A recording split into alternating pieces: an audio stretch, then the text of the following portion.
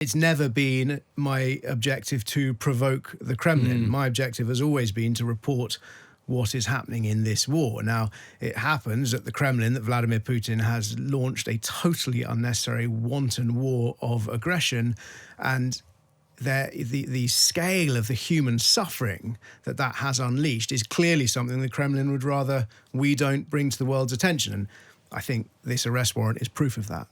How much does that underline the fact that if you're Vladimir Putin, you do feel threatened by your reporting?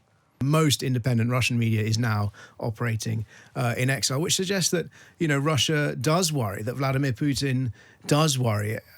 I'm not a sort of Kremlinologist. I don't spend as much time studying Vladimir Putin's psychology as many, many other people do who are totally expert about it. But certainly when you see those comments from people like Medvedev and when you see the ranting kind of frothing commentary on Russian television, you get the impression that they do care about what we write. And it almost offends them. Hello and welcome to Frontline, Times Radio's interview series about the war in Ukraine and global security. I'm James Hanson, and today I'm delighted to be joined by Jerome Starkey, the award-winning defence editor of The Sun newspaper, whose reporting from the frontline in Ukraine has consistently exposed Russian war crimes.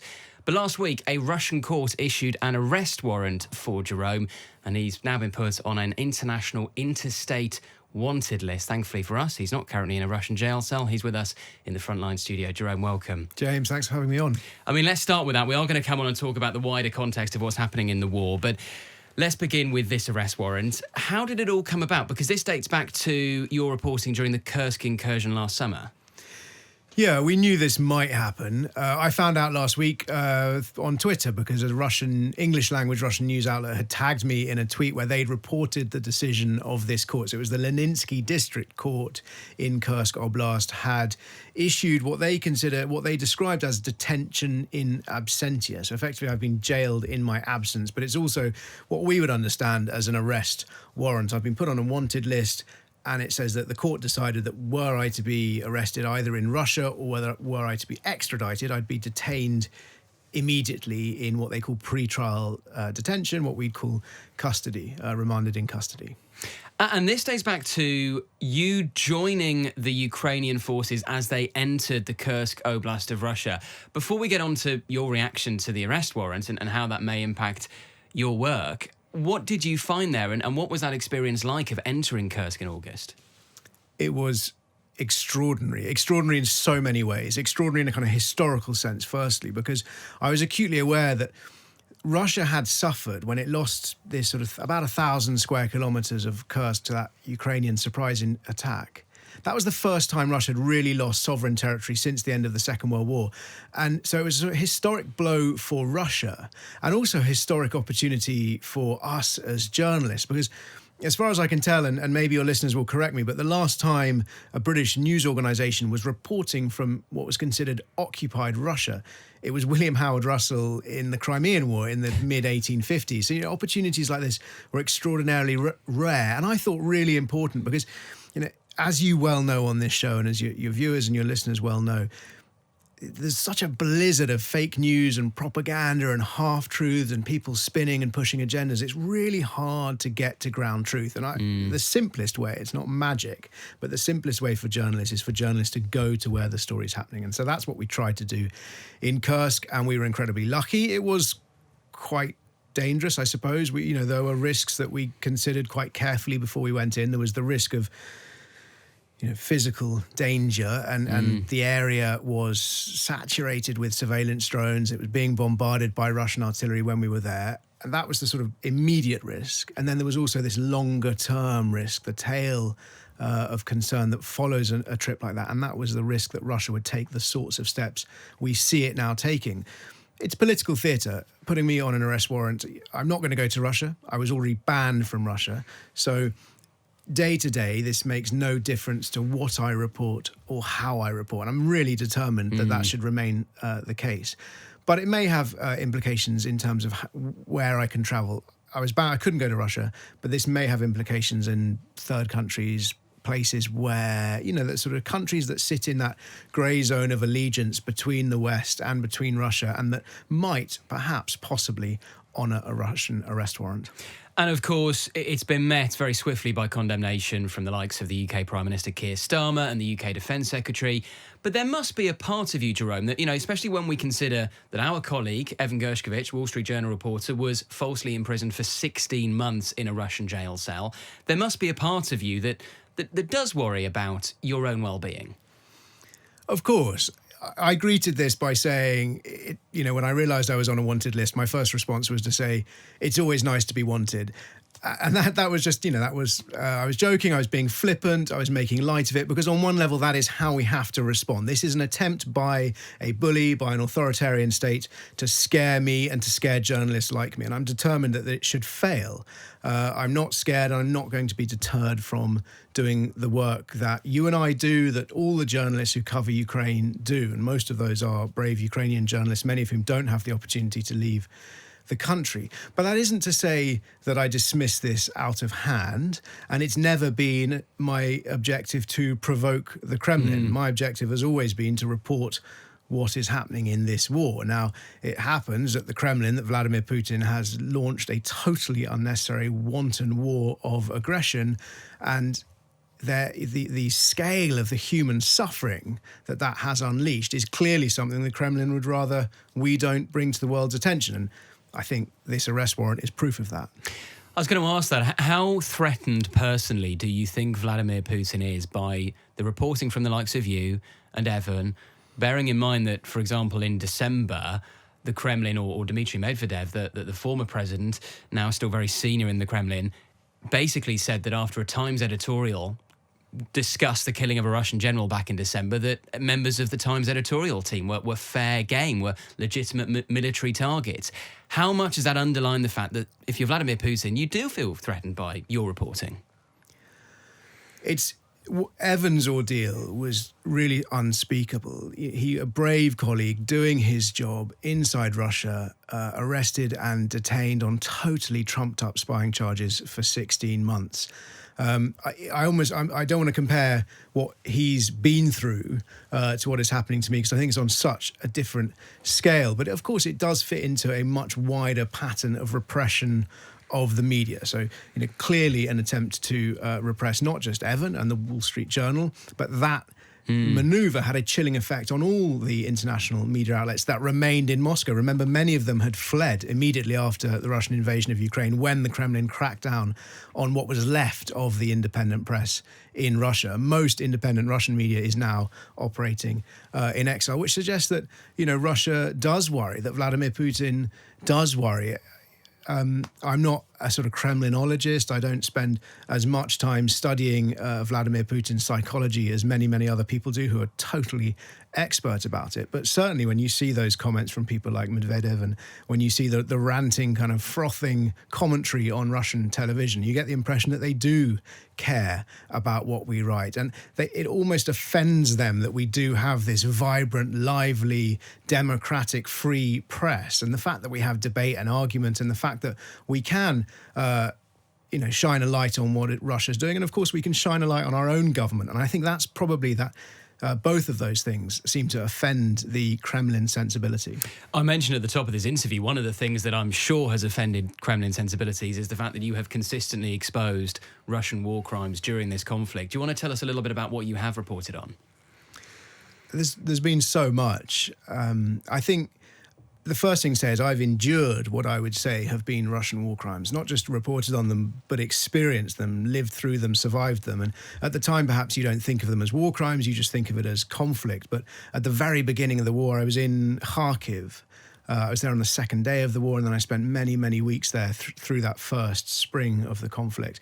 And we were in the streets of the city when we came under indiscriminate bombardment by Grad rockets, which are an area weapon. These are not guided missiles. These are weapons that would normally be used in rural fighting to take out a grid square, to take out an area. And they were being fired into a heavily built up, densely populated city. And actually the most terrifying time when that happened, we'd been following a Ukrainian ambulance, and we were at the scene of an earlier strike where Red Cross medics were providing life-saving care to 2 wounded civilians. And it was when we were on the street, as that was happening, we came under fire again. But that's just, there have been many examples like that. I went down to Krakow later that summer, which, I mean, we're talking about Krakow a lot now because it's sort of been the epicenter of Russia's Donetsk advances.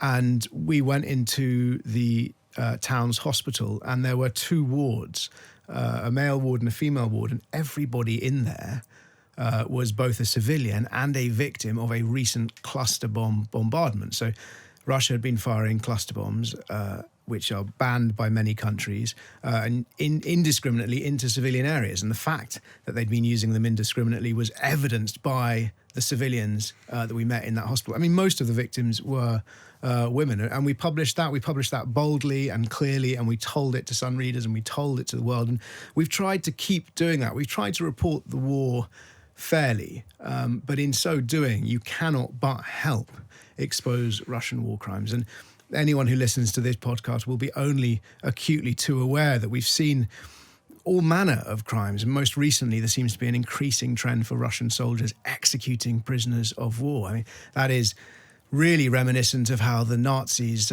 treated captured British commandos during World War II. But the Russians are not reserving that atrocity for Ukrainian special forces or Ukrainian commandos. It appears to be almost anybody they capture is liable to be executed. Let's come on to the situation on the ground at the moment. How would you sum up the situation on the front line? It's pretty bleak for Ukraine. It's really, really increasingly desperate. The front line is crumbling. Some places it's crumbling fast, and some places it's crumbling slowly. In every case, it's costing Russia a huge amount of men and military materiel to make those advances, but those costs appear to be a price that Moscow is both prepared and able to pay. And that's what should be most concerning for us and most concerning for Ukraine, because whilst Russia has suffered eye-watering levels of losses, they do appear to be able to sustain them. They do appear to be able to recruit, more or less at the moment, more people than they are losing. Ukraine has suffered eye-watering losses as well, but significantly lower than Russia's. The difference is, and this is certainly a real concern for many of Ukraine's allies, and I'm sure for Ukraine, although they don't voice it publicly, this concern that Ukraine is struggling to replace the men and material at the same rate it is losing it. Now, Kyiv has done extraordinary things and continues to do extraordinary things in developing its own domestic defense manufacturing capability. And we've seen that with the development of these long-range missiles and drones. And I know many of Ukraine's allies are sort of squarely behind them, helping them do that. And of course, we're seeing, daily from this government, its promises to continue to support Ukraine. We've heard that from Keir Starmer. I think we're going to hear more of that this week. But this big question mark, this huge uncertainty hanging over the conflict, of course, since the inauguration of Donald Trump and his broken promise, let's be frank, his broken promise to end this war in a day. That hasn't happened. His envoy has said he'll end it in 100 days. I mean, that seems still optimistic. I've always been of the view that no sane person wants this war to last a second longer than it has to. What is happening in Ukraine is unspeakably awful. The suffering is hard to put into words, even for journalists who specialize in doing it day in and day out. But how it ends is important because if it ends badly for Ukraine, and if it ends well for Russia, if it is a victory for Moscow, then what you will see is an emboldened Russia, a vindicated Putin, who will be presiding over an economy which is in full war mode. Russia's factories, he's transformed the economy. It's a war economy at the moment. The factories are churning out tanks and missiles and weapons. He's found these supply lines that are resilient. He's getting 3 million artillery shells a year from North Korea. And were the war to stop tomorrow, those factories would not stop manufacturing at that rate tomorrow. And he would also have at his disposal large quantities of battle-hardened soldiers who would, one imagines, be withdrawn to barracks. But that quantity of highly trained, hardened soldiers, or perhaps not highly trained, but certainly hardened by the brutality they'd experienced, to have them sitting around in barracks with that parallel supply of munitions, I think, would pose a real threat to the rest of Europe. And you see that I'm not the only person who thinks that. I'm not the hawk here. I mean, look at what Poland is doing. Look at what the Baltic states are doing. I mean, Poland has ordered over 1,000 main battle tanks. Poland is very concerned, and their attitude is that we've been warning you about this for years. Wake up.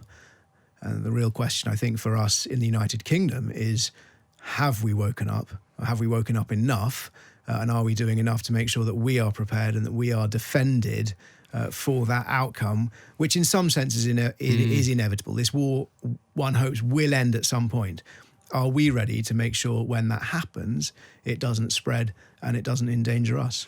I mean, there is a lot to pick up on there in terms of European defence budgets, in terms of Donald Trump and his role in potentially ending this conflict, and indeed the Russian economy. We'll come back to all of those.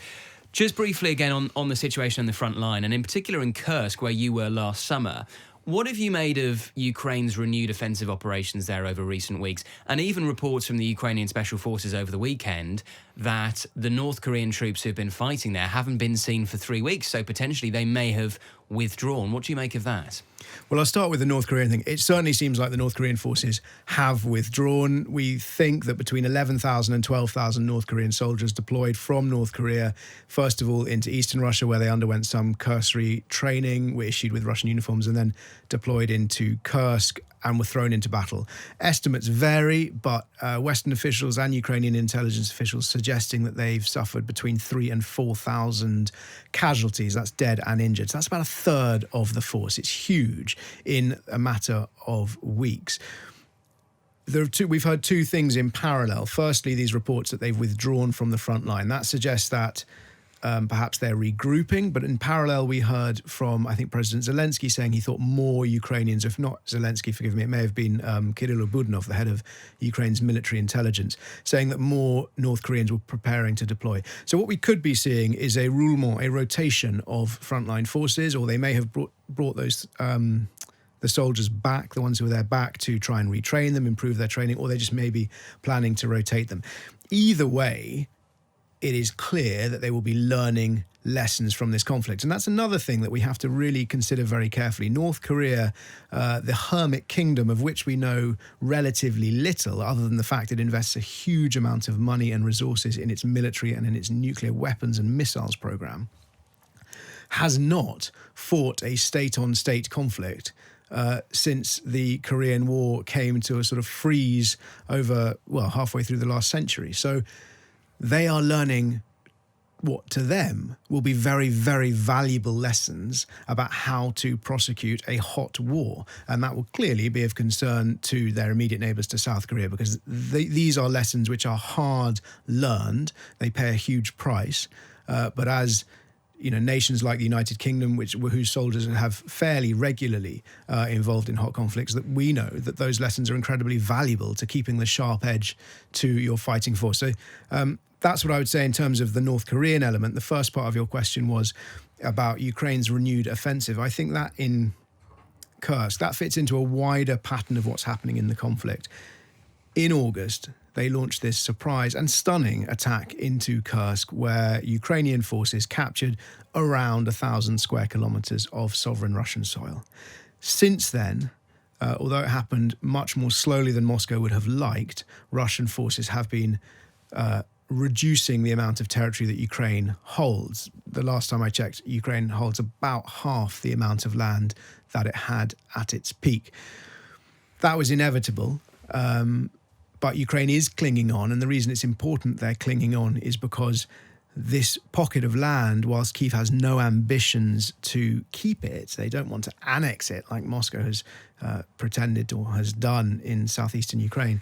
It's a bargaining chip. They want this for negotiations, to be able to trade in exchange for other parts of Ukraine. And what do you think they would trade it for? I mean, how much is Kursk worth in potential negotiations? It's a really good question. The Ukrainians have kept their negotiating hand very close to their chests for many, many months. In fact, for almost the entirety of this conflict, Zelensky has insisted that the war will come to an end once Ukraine has all of its territory returned to it by Moscow. And by all of its territory, it means its 1991, as defined by its 1991 sovereign independence borders. So that would include all of the Donbass and Crimea. More recently, he signalled that he recognises that is perhaps an impossible aim.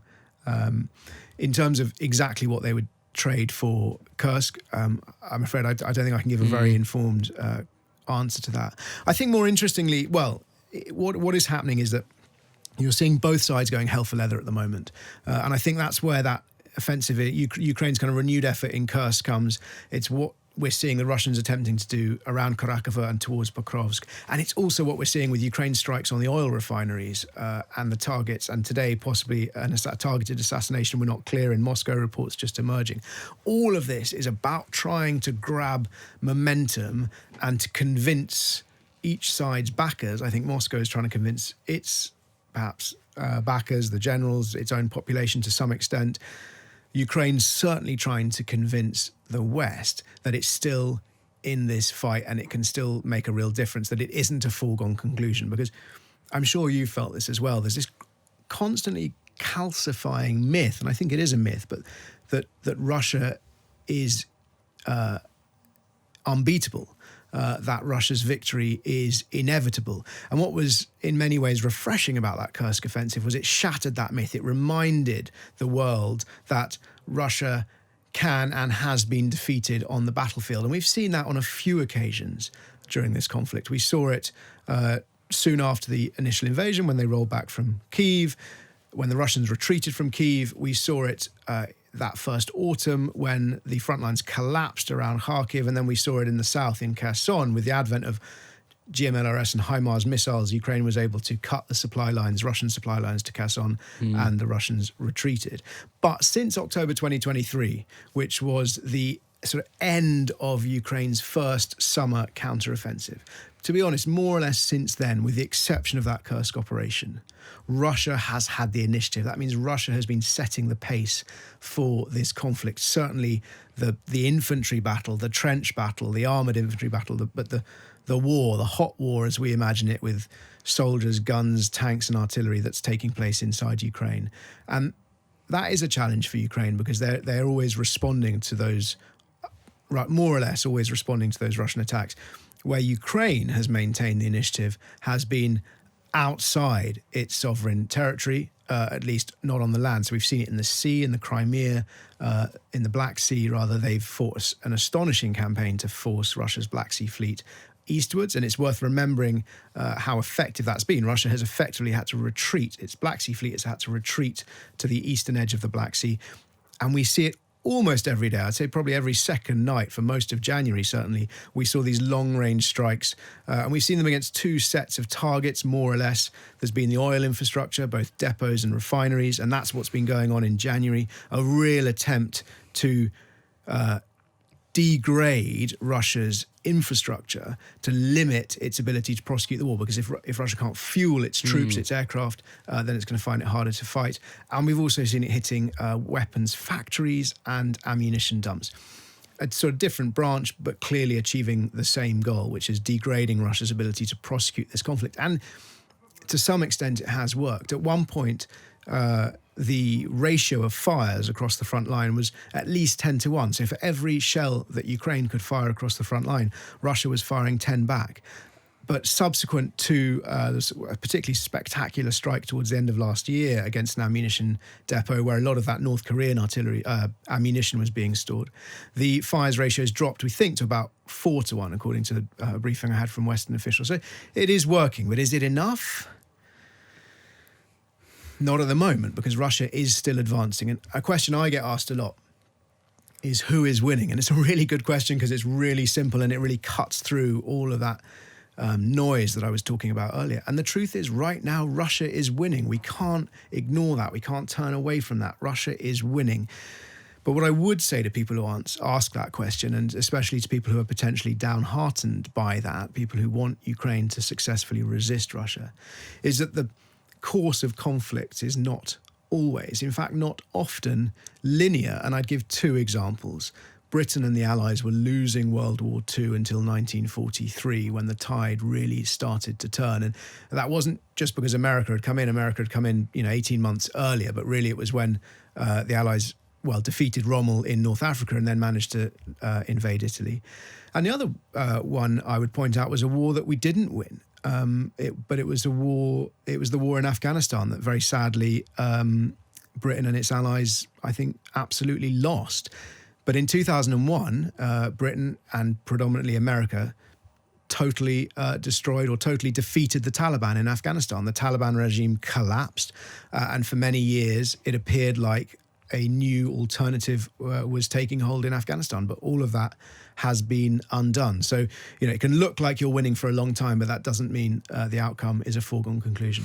And are there not some serious structural long-term weaknesses for Russia, and in particular the Russian economy? I mean, you've got the ruble now back to around 110 against the dollar, very weak. You got inflation back up around about 10%, and we know that they've been reliant on oil revenues and the shadow fleet. But with Donald Trump saying we're going to ramp up domestic oil production in the US, if this is still a hot war in a year's time, things could be coming to a real crunch point for the Russian economy, could they not? I think they could be. I think they likely are coming to a crunch point. I think we have to be careful. It's always tempting to think Russia's on the brink of collapse. In terms of, I don't want Russia to collapse in one sense. I don't wish ill on the Russian people, but it's tempting, certainly in terms of wanting them to not be able to prosecute this war, to think that the economy will collapse and they'll be forced to call off their murderous invasion. The economy is clearly running hot. You're right. Inflation at over 20%. All of this, 40% of the annual budget being invested in security and defence. These are figures which appear to be totally unsustainable. And a couple of the analogies I was reading last week, one person suggested that it was the economy on steroids, sustainable for a certain amount of time, but steroids have side effects. Somebody else suggested it was like a party goer on cocaine. There is going to be a come down. When that come down happens, of course, is what's all important. And for the time being, Moscow is sustaining it. And so long as, and that is, I think, Russia's main strategy, is to outlast Ukraine and to outlast the West. It's an attritional conflict. So they are suffering pain, or at least they're building up, they're storing up pain in terms of this economic calamity which may yet befall them. But they're prepared to do that. So they're soaking that up for the future. And they're also in real terms now suffering huge losses on a daily basis. But again, they're prepared to suffer that pain now and in the future to achieve their goals. And the calculation that Moscow is making is that we, the West and Ukraine, are unable or unwilling to suffer or endure that pain as long as they are. And as long as they can outlast us. If they can outlast us one day, then as far as they're concerned, it's worth it because they'll win. Jerome, this has been absolutely fascinating. We could talk to you for hours. We don't have long left. So just briefly, I'm going to throw a few kind of quick fire-ish questions at you. Go for your life. Each of them deserve a lot more length and discussion, but just if you can keep your answers brief, that'd be great. First of all, do you think that European countries are going to have to just face reality and increase their defence budgets? Yes. Do you think Donald Trump will be able to deliver some kind of peace negotiations in the first 100 days of his administration? Some kind of peace negotiations, yes. I think the most likely outcome is an awkward freeze, but I think that will be fragile and potentially unsustainable. And finally, will this still be a hot war by the end of 2025? I hope and pray not, but hope, as we all know, is not a strategy. I think, in all likelihood, probably yes. Jerome Starkey, really appreciate your time. Thank you so much for joining us today on Frontline. Thank you. Thank you for watching Frontline for Times Radio with me, James Hanson. For more on the war in Ukraine and other global conflicts, you can subscribe or sign up for a membership for exclusive videos. And you can also get the latest news and analysis on Times Radio or from thetimes.com.